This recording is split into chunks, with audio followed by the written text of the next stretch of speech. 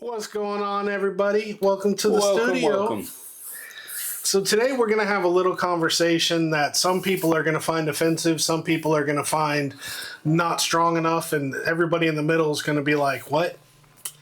We're going to talk about masculinity. I'm a man. Oh, okay. So our new format. How many people can we piss off in 45 minutes? Let's give it a try. So masculinity, and we're specifically going to be targeting the differences between masculinity and toxic masculinity. So, boys, get your steak and potato ready, and let's talk about it.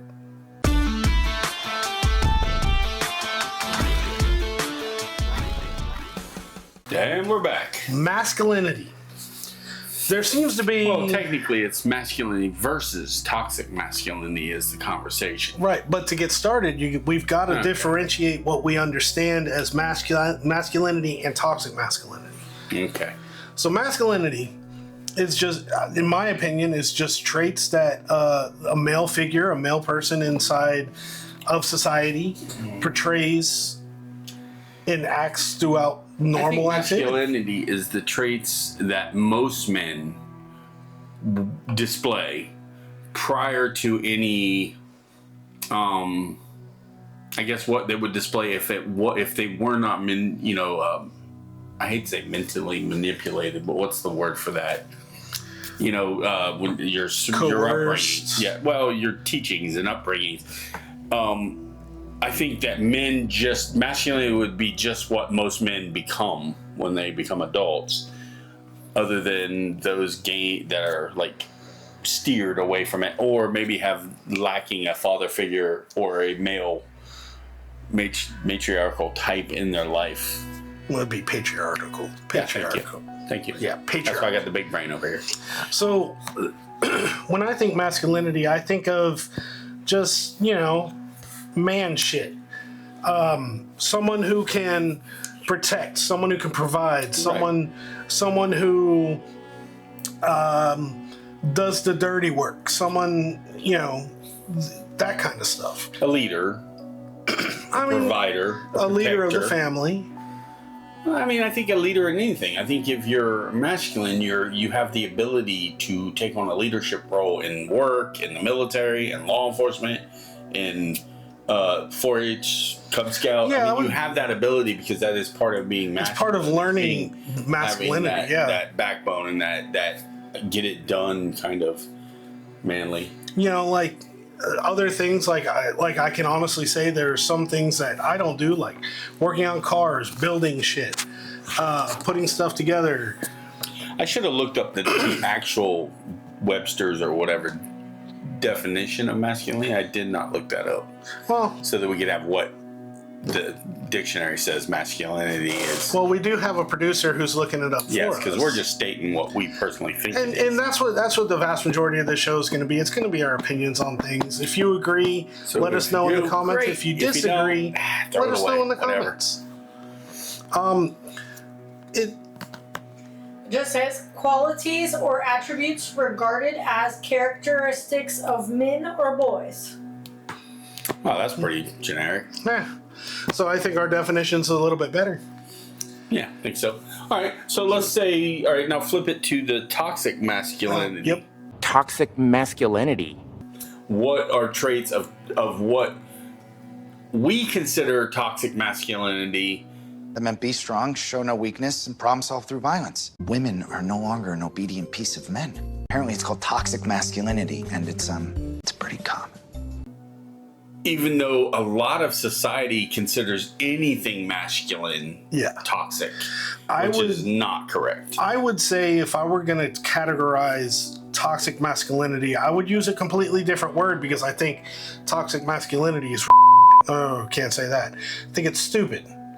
And I would say toxic masculinity is equivalent to misogyny. Yes. And that's simple. This isn't the word that he hates, by the way, babe. Alpha. I'm the alpha. No, I'm the alpha. Oh, wow. This is the word he doesn't like. Who?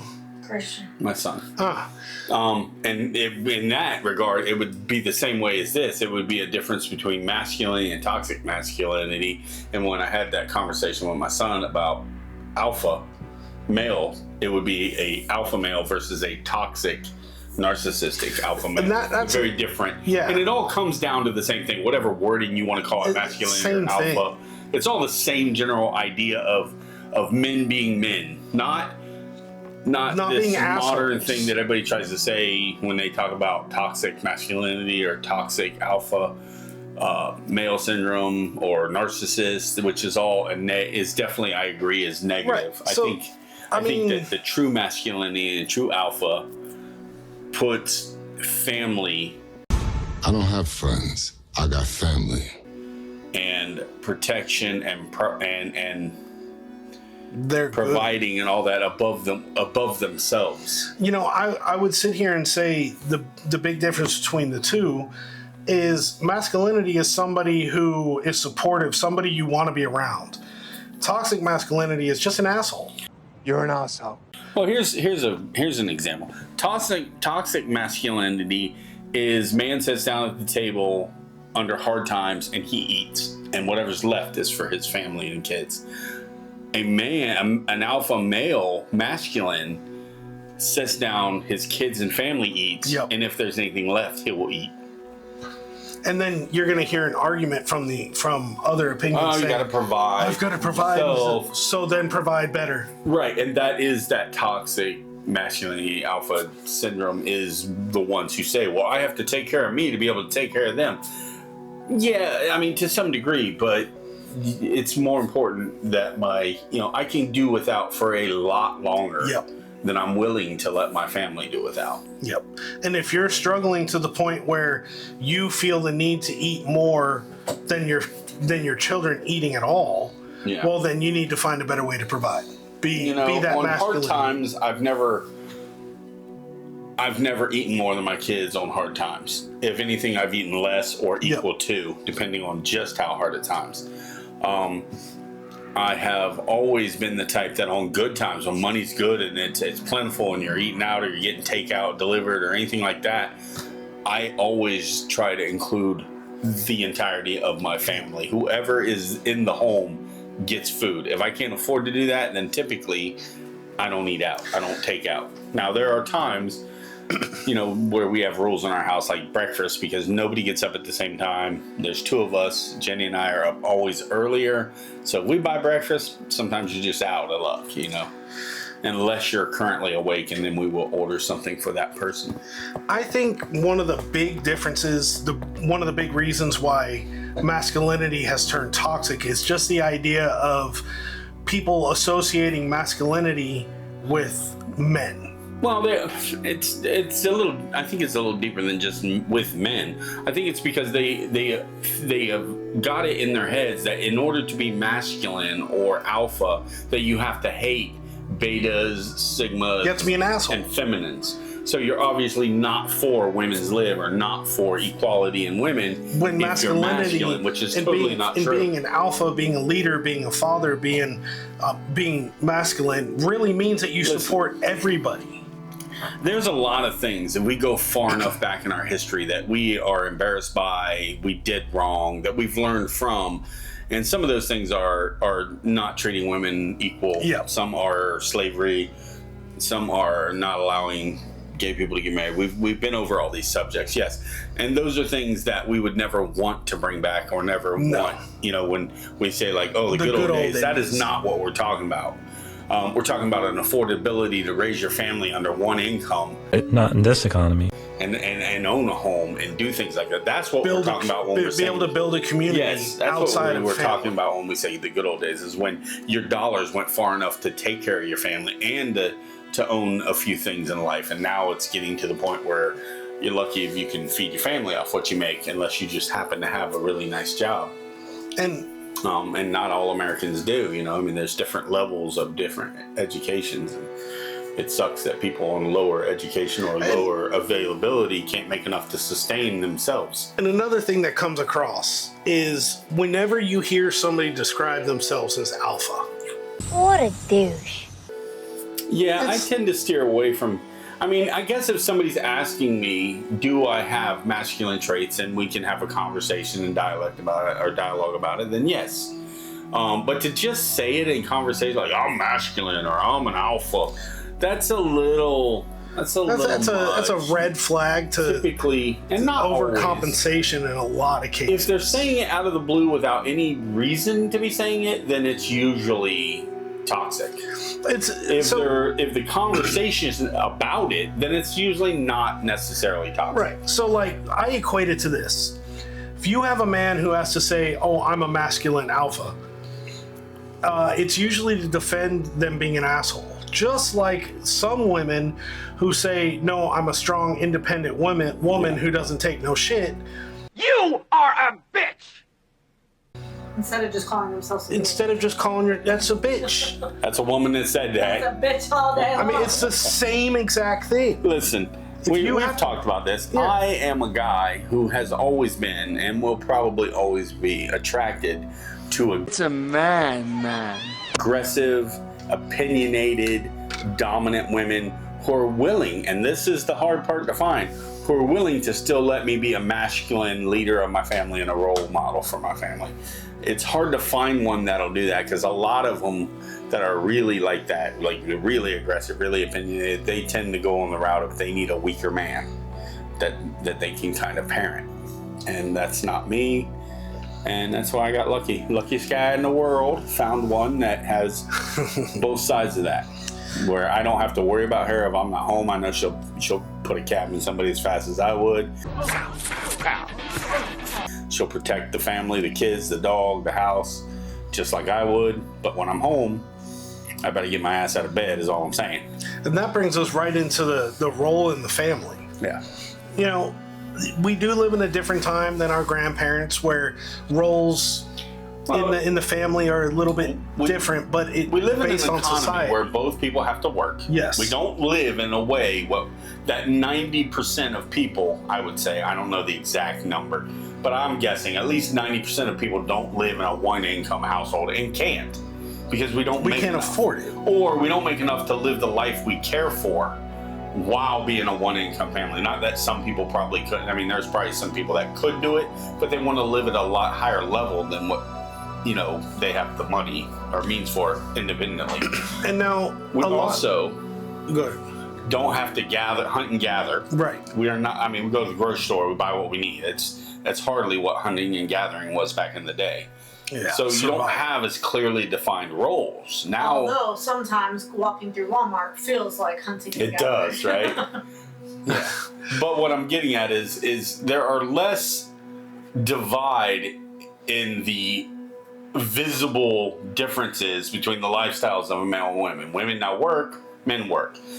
Women clean the house, men clean the house. Because sometimes, and I think in a very harmoniously balanced family, I think is the way I would say it, you have who pick up slack. Yeah. If you're at work and the house needs cleaned, I clean the house.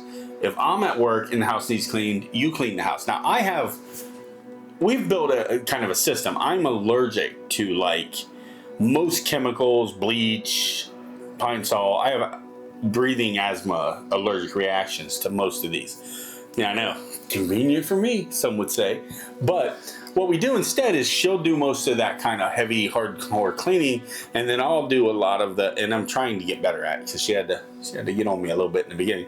But I'm getting better at, doing the clean up the back porch for the dog and the backyard for the dog, and barkeep, whose leg do you have to hump to get a dry martini around here? Making sure that dishes are done and she gets to walk in from work into a clean and tidy home, albeit not mopped floors or scrubbed or vacuumed, but clean. The vacuuming I sometimes do, but there's been powder put in our floor, so sometimes I can't be around when that is kicks into the air. And then I cook a lot of dinners whenever I have time or I'm available. I help out in those ways, and it seems to really work. She hasn't tried to murder me yet, so I'm guessing it's that of. It's clicking. Well, I mean, she could slowly be poisoning me. And she's the only one who has the antidote. And then you have like my scenario. So like as you guys know, I've recently he's a home bitch. I've recently lost my job, And so my wife is a nurse, so I cook the meals, I do the laundry, I take care of the house, I take care of the kids. When the kids need to go somewhere, I'm the one taking them. So yeah, the roles seem a little bit reversed right now. We used to call him the basic bitch. Now we call him household bitch. Yeah. And, one thing I find funny is there's always jokes about that. It's like if your lady was the breadwinner, yeah, bringing in money for you to live and you to hang out, that'd be my sugar mama. Would you be a home husband, home dad, whatever? No, I would call it retired and not a fucking thing. It's like absolutely. Because at least that's masculine. No, I don't. I see, and that's the thing. And that's the part. Like, it's funny, but with masculinity, of course, it is a joke. That's why it's funny. But with masculinity, you have to be able to fill roles. I will spend my day with scratching my balls and telling kids to get the hell off my lawn. And pull up your pants. While I will go shopping and I will buy the food for the week and I will do laundry, I'm going to make sure that everybody plays their role. Like, and that's the thing with normal roles, like we're trying to say, like the male role, the woman role. I think people have a better understanding now where it takes a family to take care of a family together. I find it funny. I find it that you see a lot in life where people women scream, I want a sensitive, emotional, weak, non-aggressive, non-masculine man. But then everything they say they want in like when they want to go out to eat or when they want to be sexual preferences and they want that same man that they want to be weak and non-aggressive, they want him to also be a decision maker. Yep. And that doesn't work. If a man is a decision maker and to take charge, he immediately just slides into that masculine role. Yep. That's what he is. But yet they don't want that. But everything about them says they do. I mean, they want to be choked and have their hair pulled and be told what to do in the bedroom. But they want a weak guy. Well, weak guys don't pull hair and choke women. And I mean good chokes, not bad chokes. And yeah, I hope they got that. I hope so. I mean, we're all grown-ups here, right? Well, I hope little Jimmy's not watching this. I told his dad to stop letting him watch the videos. Little Timmy! That.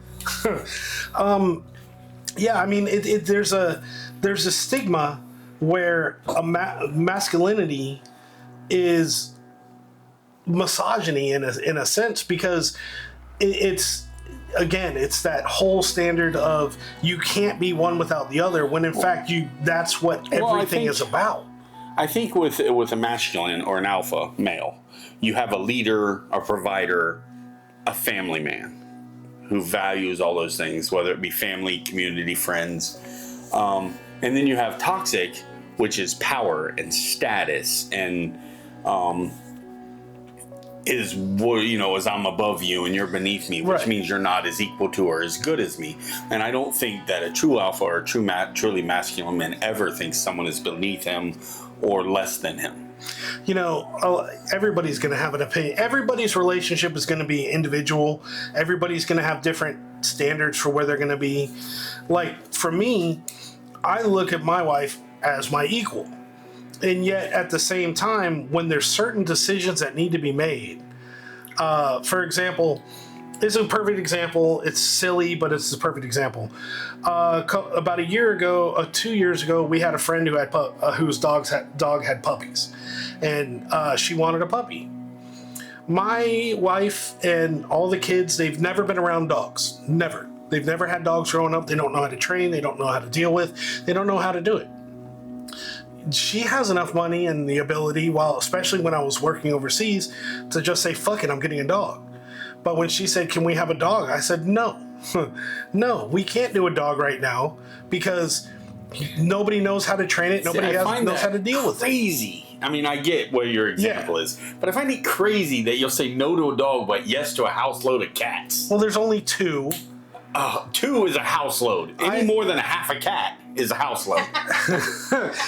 They're a lot easier to take care of than a dog. I'll tell you what I would be willing to do with cats. I'll take your kitten in for like a few months of its life till it starts looking like a cat, and then it's out. He can visit. No, actually, I'm kidding. I don't. I have grand cats. My daughter has a cat. My stepdaughter and her boyfriend, I guess, still have 2 cats. They have 2 now? But only 2 of them ever come to the house, and that's Haley and Luke's cats. I didn't know that they had 2. And I have tolerated them because I love the parents, and I don't hate cats. I just don't really want them in my house. I don't like cats. We were in the office doing something the other day, and it was literally a film of cat dust and hair everywhere. I don't like cats. And we have 2 cats, but I don't like them. I'm a dog I'm not guy. mean to them. Now, I will agree with the fact that you need to, if you're going to have a dog, that means you're going to sign on to the responsibility of learning how to train them and what it takes. Yeah. Now, that's as simple as buying a book on the breed that you're getting, or using the internet now that people don't really buy books. And look it up and learn what kind of temperament, what kind of correcting and or teaching is required for that breed of dog, because different dogs are different. You can use a little bit of aggression on a weaker dog, but on most bulldogs, pit bulls, great mastiffs, or stuff like that, you don't want to use aggression on those dogs. Like, you don't want to smack them with a newspaper, or you're better off always using a positive reinforcement on it. And then you become like best friends. And I know it sounds corny, but you become best friends with that dog. It becomes like your child. I mean, and that dog then listens to you, whether it goes against what he naturally wants to do or not. You're his alpha. You're his leader, and he will simply just stop and wait and not do stuff because you asked him to or told him to. It's all about mentality and actually knowing how to train. I mean, I had pit bulls for years, off and on for years growing up, and you always had to have a breaker bar, because, I mean, they were great with people, but they were not always great with other animals. I mean, as long as you socially raise them around there, you're usually good. Some of them but are I just had one aggressive as fuck. Mine was perfectly good, but the neighbors down the road wasn't aggressive towards other animals, so we had to break them apart a few times. And that only happens if you got the right tools to do it. You don't want to use your hand. No, you don't want your hands anywhere in there. You want about a 4-foot bar, 3-foot bar, maybe. But getting back to the toxic masculinity that you were talking about, you make a good point where toxic masculinity is about power and control. Yeah. When you're in a relation, I would call it an abusive type relationship, because they force the power, force the control. They put, you can't go out, you can't have friends unless I approve it. You can't wear that. Are typically narcissists. Yeah. I mean, I get that you can be a narcissist and be male and not be masculine. Yeah. Because it's more mental manipulation. And maybe you're not strong enough to just put your foot down and say, you're not doing this, but you will degrade them and belittle them and make them to where the point where they lose all that independence and spirit. But that's less usual. Usually if you have a narcissistic male, he's usually toxic masculine. He's typically going to be, because it's going to use it. Yeah. I'm the man, you do what I say. You're power is the power and control. And I think that's the difference. It's a good thing between toxic masculinity and masculinity. I think that you find that a masculine man takes leadership and takes protection and takes providing for his family, and does it in a way that is non-threatening, it's natural, non-violent, and it's not forced, and it's not, and the other one, it's usually aggressive and forced. Here's a good example. Like the fathers of, yesterday or whatever. You have the mother making the decision. Oh, we're going to do this, we're going to do that. And the man's like, all right, let's go. But then when it comes down to it, and like there's something going on, and he, in the quiet father who never says anything, steps forward and says no, and start, and puts his foot, that's masculinity. Well, if you look at older generations of family, you have a man who's masculine. Most older men were very masculine. It required that. Women were home, men were out tilling the fields and working. But you almost had this thing where masculine men would not tell the wife how to parent the kids. They did not tell them how to keep the house. That was her job. That was her role. That's what she did. And he just did what he did. Now, I'm sure there were cases and times when, you had to negotiate between your wife of what is to be expected, and how you decide. And I think that comes from communication in a relationship. Even back then, which is necessary in any before you relationship. even married, to know if you have the same desires in life on how you want to raise your family and if you want to raise your family, which seems to be something we skip out on today's marriages. To go off on another tangent, seems like nowadays people get married because we like each other, or we've been together, or it's what this or that. expected. It's less. There's less qualifying in marriage now. Like, where are you going? What are you planning on? Do you want more kids? Do you not want kids? How do you want to raise these kids? Are you religious, non-religious, anti-religious? Yep. And all these things. Are you Republican? Are you Democrat? Because all these things play a big role. Into the dynamics of a family. Especially when they roll into each other, and you sit there and you see it all the time. Like you're dating somebody, and like they'll mention something, and then you'll say, "Oh, I didn't know that about you." See, people think it's weird that I waited 10 years through 10 years of or 9 years of a relationship to get engaged, or what was it actually? Probably 8.5, but. And it's like, no, we were pre-qualifying each other this whole time, finding out. For 9 years. All right, whatever. Pre-qualifying. But we did do we have done our fair share of pre-qualifying. Like, we've had all them talks about, the fact that we both view a lot of political things the same, and about a lot of issues. We have the same belief system on them and the way we think it should morals, be. values. Yes. So we work well. Well, I think that's bullshit. I think you were just scared. No, I wasn't scared. I just had other shit in my life I had to deal with. He was scared. And I know you had other shit, but I'm going to tell everybody you were scared. Just like I told everybody your BMW burned to the frame. It didn't. It sure did. Burn at all. Caught on fire right there on 25th, just burned down to the frame. The wheels were gone, everything. And let's be honest, I bought a $1,000 BMW, so it wasn't like I bought it off somebody at work that was tired of fixing shit on it, and so I bought it for next to nothing. And like an alpha masculine male who's in a BMW, he did not use turn signals. In fact, I don't even know if it had a turn signal indicator. My friend, are for the weak. See? I ride a motorcycle, and I barely ever use a turn signal on that You thing. barely do. I do. You really don't. He uses hand signals. It is legally allowed, even in a car, but I do it typically only on my motorcycle, and I use probably 85% hand signals. Yeah, I would go 90. I use my right hand turn signal a lot more, just simply because this is some shit, especially after a shoulder day. I can't get it up past here. That's what she said. And that looks weak. So. Yeah. Can't get it up. See, that's a problem. Well, sometimes that's a problem with men. Here's a misunderstanding. They are a thing. Maybe you find fascinating. Maybe you already knew this. If you're turning left, you point left. Mm-hmm. If you're turning right, you point up. But on a motorcycle, you don't have to. You can actually point right. You can't do that in the car, because then it just looks like you're putting your hand across the back of the seat, and people don't get it. That's what I'm gonna start doing in the car. I'm gonna start driving and like turn right, and I'll be like, "Oh, sorry." Don't squeeze my boob while in the car. I'm gonna punch you. It might be worth it. Might be worth it. Might be worth it. I don't know. They're getting smaller though and turning into muscle. So if she likes it, I might. Okay. Now he went weird. Yeah, I did. All right, so how do we've talked about it. Right. We get the difference. How do we combat That's what I was just about to say. Masculinity.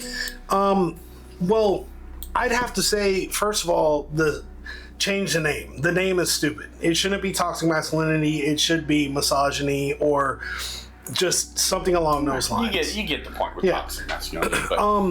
I would say that one of the keys I'd have to say for a large, it's hard to explain, because if you're a narcissist and you're an asshole and you want to prove your power and you want to show your control over people. Here's the thing. This is how to combat toxic masculinity. I don't understand if this question is being based upon how other people should deal with it, or how, let's say, if you find yourself a toxic masculine and you want to fix yourself. So I don't know if these are responses people take against the toxic, or these are things that are meant to self-reflect and fixing within yourself. I'm thinking along the lines of self-reflection and trying to fix this, trying to realize that, man, maybe I am a toxic masculinity. Maybe I am a little bit of a narcissist, but I don't want to be, because there are people out there who are narcissists that don't want to be narcissistic. So they battle it, and they try to learn from it. A narcissist isn't even going to know he's a narcissist. There's more people. If people read the definitions, there's more people that have done studies and read definitions and go, "Oh my god." I bet you even more would say that's bullshit. Some do, because they want their way. But there are some people. There are people out there. Man, you're not going to tell me that there are people out there that don't try to better themselves every day and try to fix things that they realize upon study and reflection that are wrong with them. How many narcissists do you think are going to be out there self-studying themselves to determine that they're narcissists? They won't. But if they were put in a position to make them reflect on their behaviors, they might have the opportunity to be better. A true narcissist will never. But if you ever read about narcissism and people that are narcissistic, there are, just like anything in life, there are levels to narcissism. You're not either not narcissist or narcissist. There's a very long list of levels of narcissism. Okay, I'll give you that. Some people are mild. Some people, they have tendencies to lean towards narcissism, but that doesn't mean they live there. Yeah, and so they have the ability to, these are the things you can do to fix the problem. That's why I would say, I wouldn't say narcissism. I would say if you have a tendency to realize that you have anger issues, you have control issues, you have identity issues, which make you try to show people that you're powerful, you're stronger, you're the leader. But how you figure out that you have these problems, a lot of times is going to come from family, friends, wives that have legit in-depth conversations with you about problems that you may be having, or you don't realize it until you're faced with the ending of a relationship because you were an asshole. Yeah, and then you start reflecting and you start learning about the narcissistic personality. You realize, oh shit, I have some of these traits. What kind of things can I do to fix them? I would say, before you get started on the list that's up there, one of the very first keys to being a man, in my personal opinion, masculinity, being a man, is understanding that you are not perfect. I am not perfect. Understanding that you're not perfect, that there's always room for growth and change, and that by allowing yourself to grow and change, you become a better person. It's by realizing that you have your own sack to carry your testicles in. They do not need to be placed in your wife's purse. My wife doesn't carry a purse. She carries a nursing bag. You're not allowed to talk here. That's a joke. Not allowed to talk. You don't have them anymore. That's funny if your wife thinks she has her balls. They're still in a jar. They're not. The cupboard. It was explicitly written in the divorce decree that I get my testicles back. He doesn't have them. I've seen them in a jar. Dusty jar. I got a jar of dirt. I got a jar of dirt. No, they are attached once again. But that, I would say that honestly is the first step. Understanding that there's always room for growth, that you're not perfect. Well, I think that's the definition, and I only speak in regards to men's mentality on this, because I'm not a woman, so I'll let them speak for themselves. But masculinity and being a man is a constant life, and I think everyone would benefit from this same thing, to be honest, is constantly reflecting on who you are and how you can be better. Yeah. How can I be a better father, a better friend, a better worker, a better lover, a better countryman, just everything. Just how can I be better than I was yesterday or than I am today. But accepting it is that first case. Well, that's what I was going to say about realizing that you have toxic masculinity or narcissism. A lot of it comes down to the same as realizing you're an alcoholic or addicted to drugs. First, you have to realize you have a problem. You have to admit to the problem, and then you have to seek out solutions to help. Now, they have programs for those other two. Yeah. Masculinity, they don't really have a program for, as far as I'm aware. They might have some support groups and some stuff out there. I don't know. It's not something I've ever researched because I don't have that problem. But once you acknowledge that you have a problem and that in order to have a better quality of life and a better relationship, or have a relationship with someone that you're into that is not a super submissive person that would be okay with a narcissist, you're going to have a lot of battles if you both are very strong-willed. So these are things that you can do to try to be a better person in and of yourself to make your life better and easier. Yeah. And I would treat your family better. I would say a lot of these are with the basis of open communication. See, now what we have here is a failure to communicate. Being able to openly communicate your feelings, your emotions, your thoughts, being able to do it in a safe way. And not just you, but the person who you're with. If you both can share your emotions and your thoughts and your worries and just everything together, you're going to foster a stronger relationship, and you're going to be seen differently than if you look at somebody and say your emotions don't matter, your thoughts don't matter. Only what matters is what I think should. You know, I see this online all the time. These little reels made, and it's always like, as a man, I have no one to talk to about my feelings and my personal shit.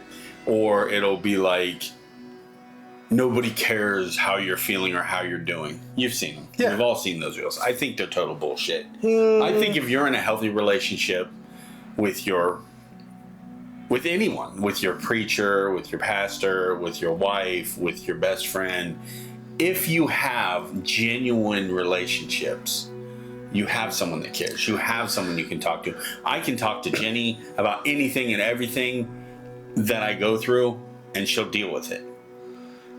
Will she always come at me with the response I want her to have? Of course not, because she's her own person. She has to process it her own way.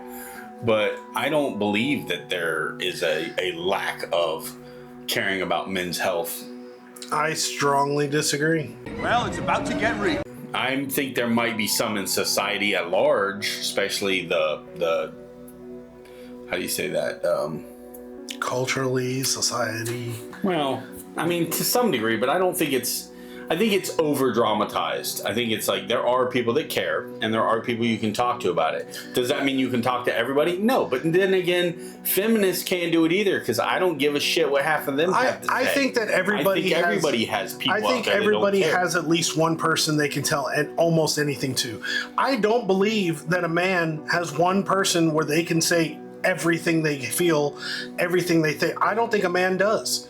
And I think if a man does that, it's going to change people's view of that person. I don't think women do either, though. No, women don't either. Human being, if I said everything that my thought process was, or everything I've ever done, or any behavior may not be normal to someone else, if everything that I've ever done or said in my life is told to any that's not what I mean, though. You wouldn't have support from some people while you would for others. That's not how I mean. What I mean is if a man who is going through emotional turmoil goes to a friend and says, I'm feeling this kind of way. It's like, okay, well, fucking toughen up. That's not a friend then. It depends on what kind of man you go to. And if it's a woman, they start seeing, if it happens more often, the woman starts looking at the man differently, as weak and as not. Yeah. If it is a normal behavior to be appearing depressed or sad all the time, yes. Not all the time. Listen, if you come to me, man or a woman, if you come to me with any level of distress as my friend, that is a normal life thing that we all deal with. Depression, stress over job, lack of feeling masculine, lack of feeling like a man, lack of sexual prowess, any of that. Fine, we talk about it. You could, yeah, obviously I'm going to have a different mental attitude. If you come up to me and talk to me about how you want to rape someone or how you want to molest children, then obviously I'm not cool with that. And I know you know that, and you know that too, and you agree with that. But anything beyond something depraved? Now, I think everybody has at least one person where they can say most things to. No. But I'm talking about, it's not always your partner. No, it's not always, but No, I think that's why you have a best friend or good guy friends or a father, you know, if he's still alive, or an uncle or a dad and if or a brother. If you look at those examples you were saying, typically they were talking about the opposite sex. I know, but here's my point in it, is it's exaggerated because men are the same way with women, but we don't see a lot of reels about women saying nobody feels about what I care about. If a woman comes to a man is emotional and angry or something's bothering her, if I don't know her, I don't give a shit. No, I'm talking about in our lives, and we just dismiss it, we're gonna feel that for days. Because they're gonna give us attitude? Yeah. Because we weren't there to support them.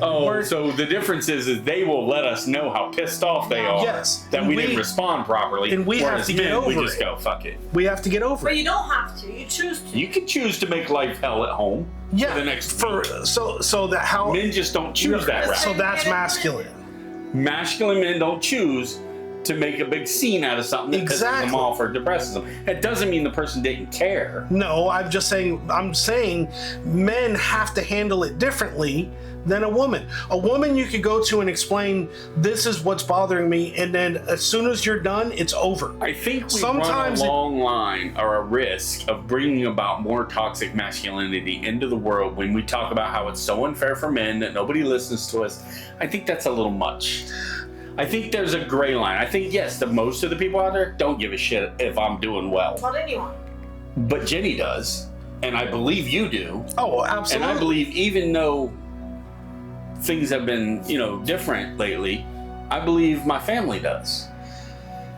I see. I believe they genuinely care what I'm going through. It could also be me as a person. It could not necessarily be everybody. Do you think you are accepting of other people's faults? Absolutely.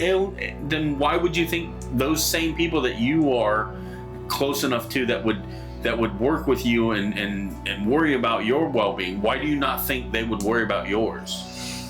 When something's bothering you, right? Mm-hmm. And you tell me about it. Yeah. A couple days later, I bring it up, how are things going, blah, blah, blah. We talk about it. Yeah. Anybody else do that to you? Jenny does.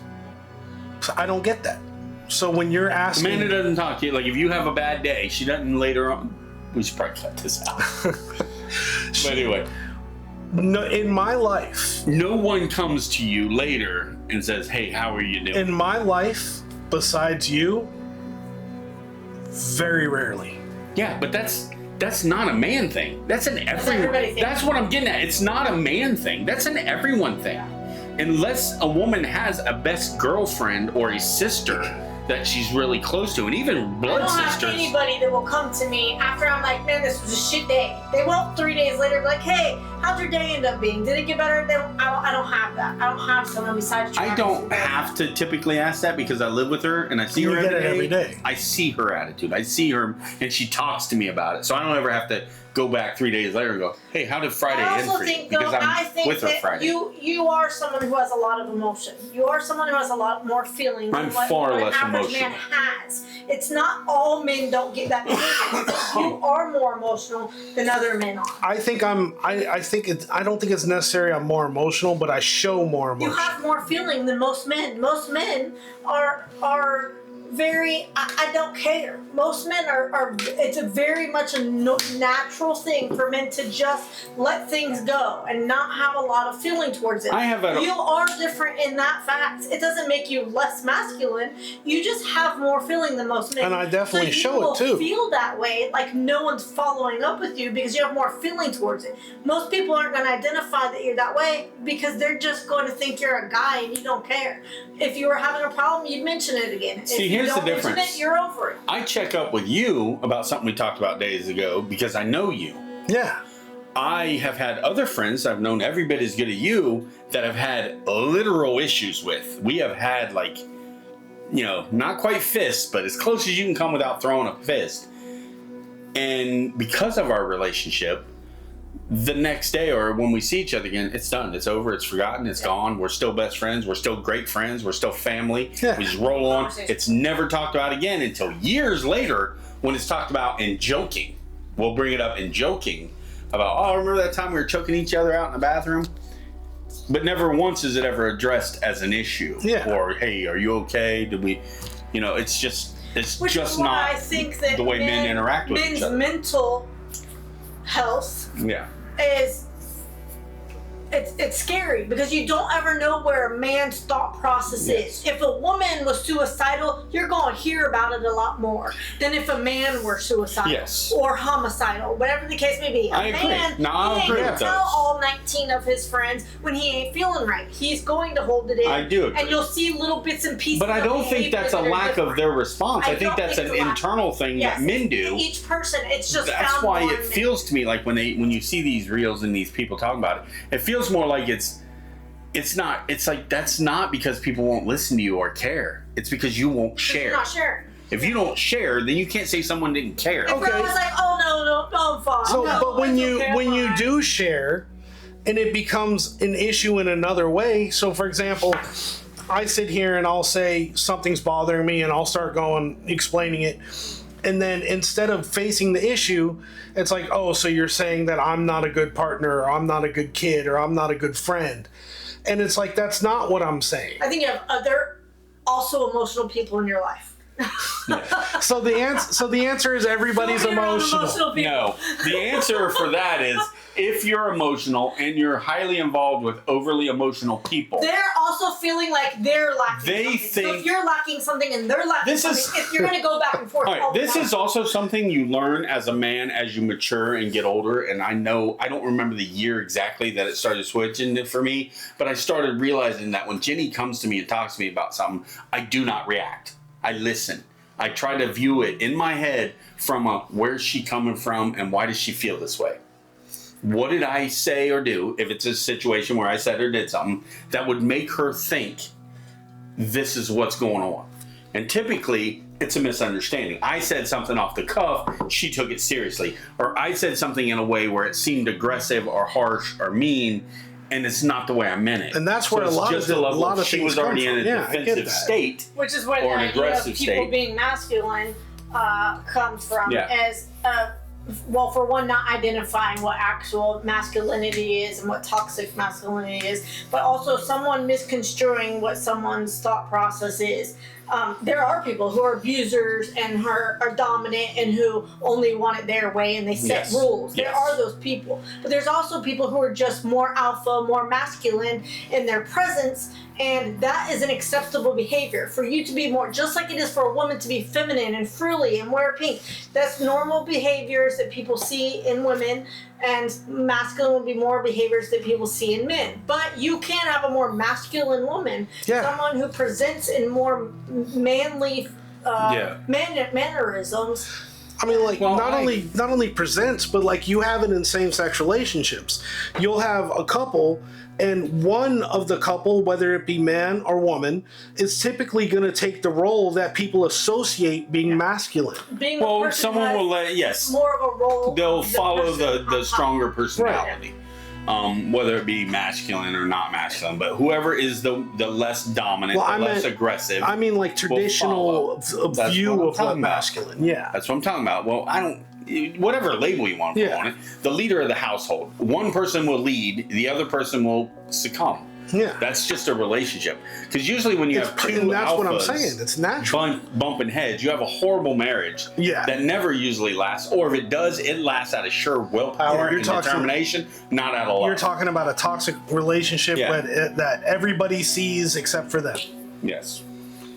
I think that I also come from a generational difference than you. I'm 10 years older, which means I come from parents that are older than your parents, most likely, and there was a different way of being raised and being taught. I was taught and been raised in a family. You didn't share your personal feelings. You didn't share feelings. You gotta remember, your feelings were yours. Deal with them. Figure out how to get through life. You got to remember, my parents are your parents' age because I have a brother who's your age. Right, but for whatever reason, you didn't get this part of it. Well, no, I'm fucking different. I'm just different all around. No, I'm way different than my entire family. But one thing we all have in common from the way we were raised is you handle your own shit. But the same attitude is also where I don't ask for permission. I just do it. If it's a problem, we'll sort it out later. Because that's how my family raised us. I never once asked my brother what he thought of who I was dating or what my parents thought of who I was marrying or how I was raised. I don't fucking care. I love you guys, but my life is my life and I'm going to do what I think is right for it. Now, fuck it up. I may. And I have. Oh, we've all made mistakes on that. To be honest, that's just how I've always been. That's how I was raised. You get to be a certain age and you just get out there and you get it done. And nobody's going to carry you. Nobody's going to, it's almost that military thing where it's like, I carry my own water.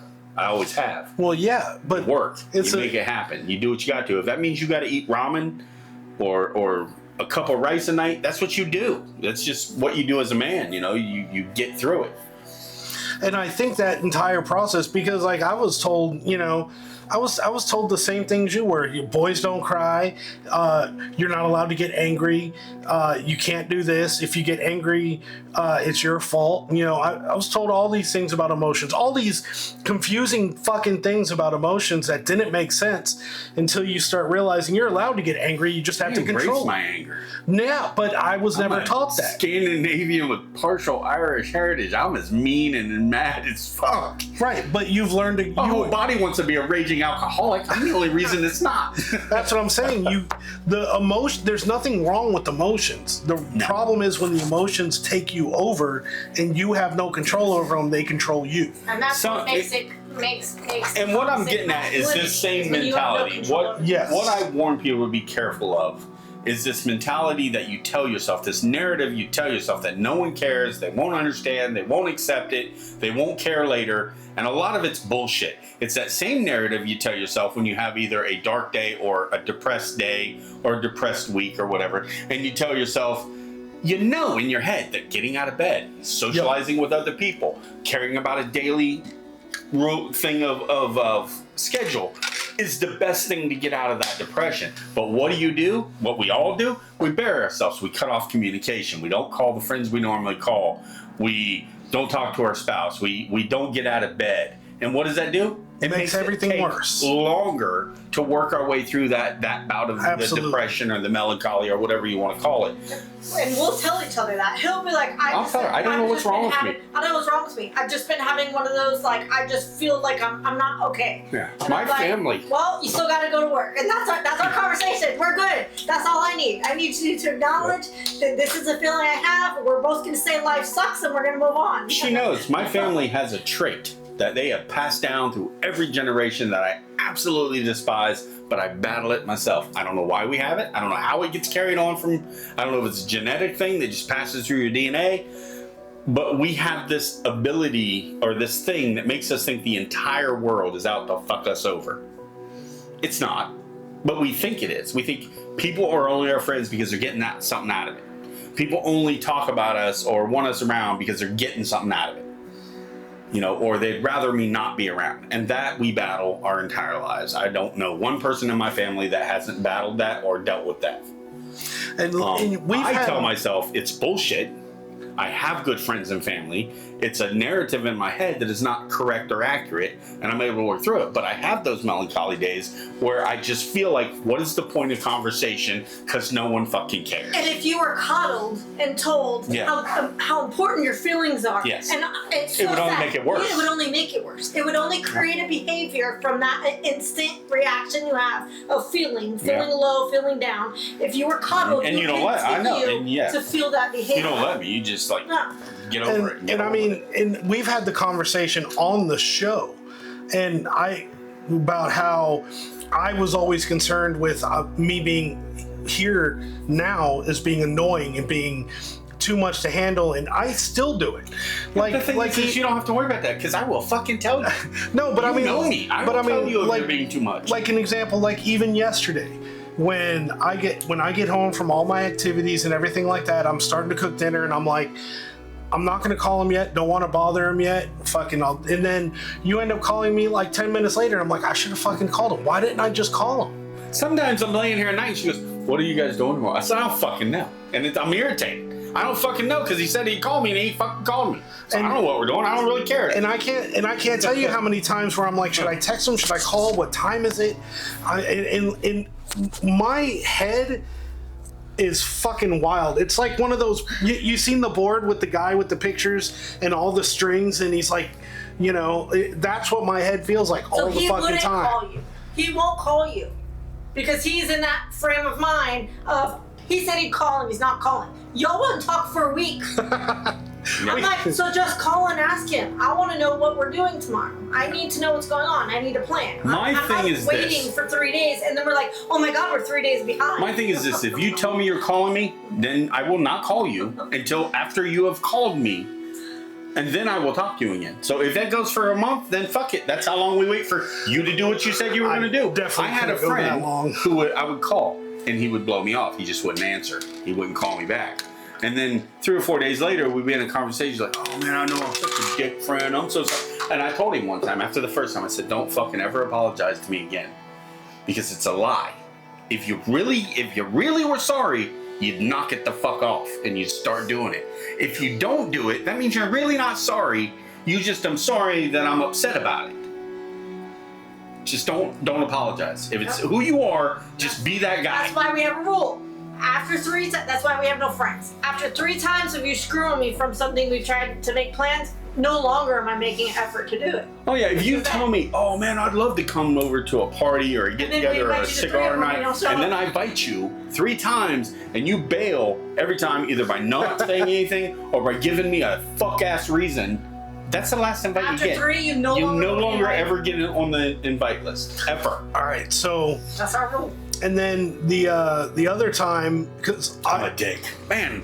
All this talking makes me realize I'm an asshole. The other time, I'm not toxic masculine, but I'm an asshole. The other time I blew him off was when I was riding and I couldn't answer the phone. That was on Wednesday. But typically I try to answer the phone. But okay, so when my phone starts ringing, I'll get up. The first thing I'll do is put my headphone in and I'll try to answer it. And then I'm like, connect, motherfucker. So. You ever wonder why there's some days that I don't call you until I'm almost back to the market, and you're like, wow, I thought you weren't going to call. You know why those are? Probably because I said Because I have this little voice inside that says nobody would talk to you. Nobody cares about anything you have to say. Why do you communicate? And then I'm like, why am I calling these people? No one ever fucking calls me out of the blue just to chat. No one. Not one person. Not even me. Not even her. I don't. No one calls. I don't call you. You know who calls me without me needing them to call me? My boss. My boss calls me. You know, every day, okay. Like clockwork. Okay. Now, his is more of a you say nobody calls you. He check up on me when I'm down sick or on vacation for a week. He calls me twice on vacation just to make sure I'm doing all right. You'll say nobody calls you, and I'll say, okay, I agree. I don't call you, but I fucking text you all the time. And you know what's funny is everybody uses the same reason my whole fucking life for why they didn't call me. Well, I don't know your schedule. Your schedule's so different. It's a fucking phone. If I don't answer, I will call you back. But at least I knew you cared enough to call. I text you all the fucking My parents use that one. Well, we never fuck the schedule. We don't know when you're up or down because I don't talk driver. I'm like, yeah. I have voicemail. I mean, you know who calls me out of the blue? Me. Besides you? Really? Fuck no. Well, let's not even get into that. I don't understand how you weren't on the phone at least 3 times a day with your wife while you're in Iraq. Jenny and I have this talk all the time. I'm like, I couldn't go. First off, I couldn't be a truck driver anymore because I couldn't be away from her for longer than a 15, 20-hour period. It's fucking terrible.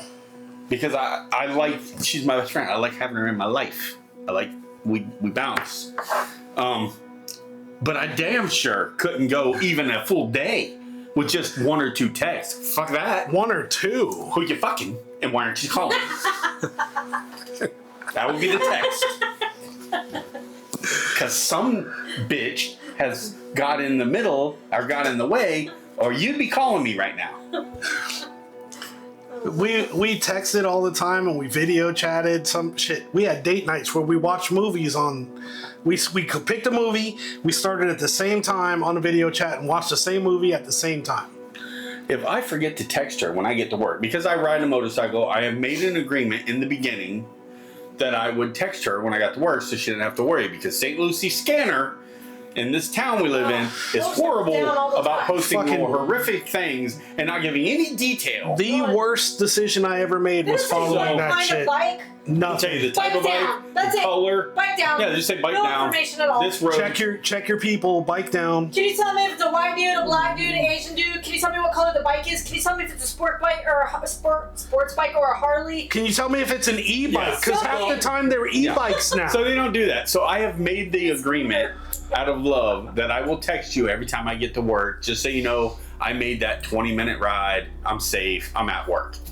You want to know something? I forget. You want to know something? Sometimes I'm not even off the bike before the boss is beside me or someone's beside me needing me to get something done. So I forget. Well, then I get I guess maybe you're dead text.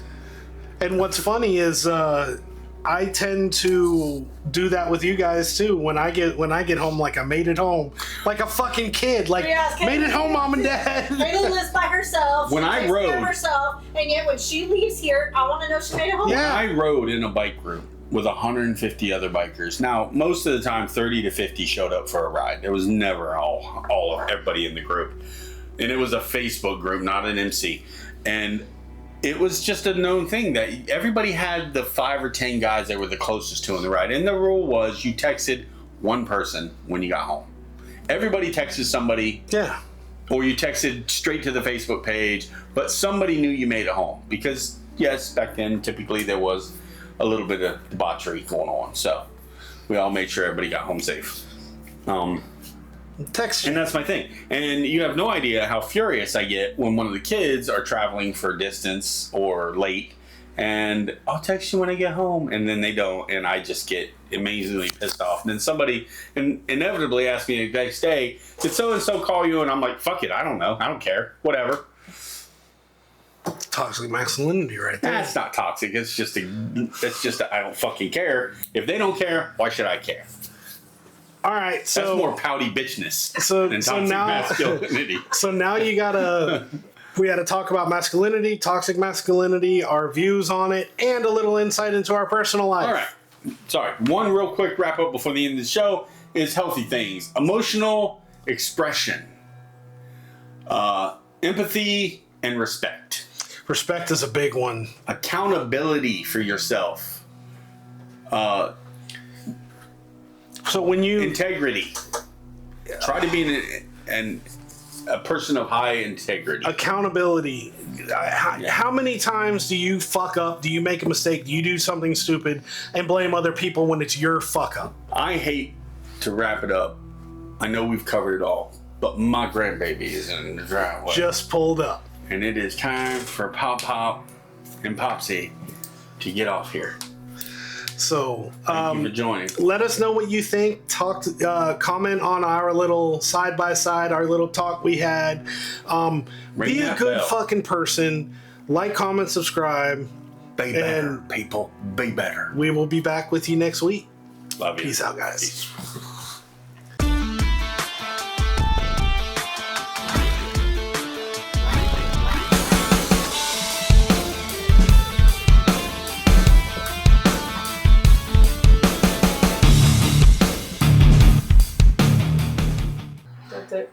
There we go. Now we've got volume. Woo-hoo! And that's what masculinity does.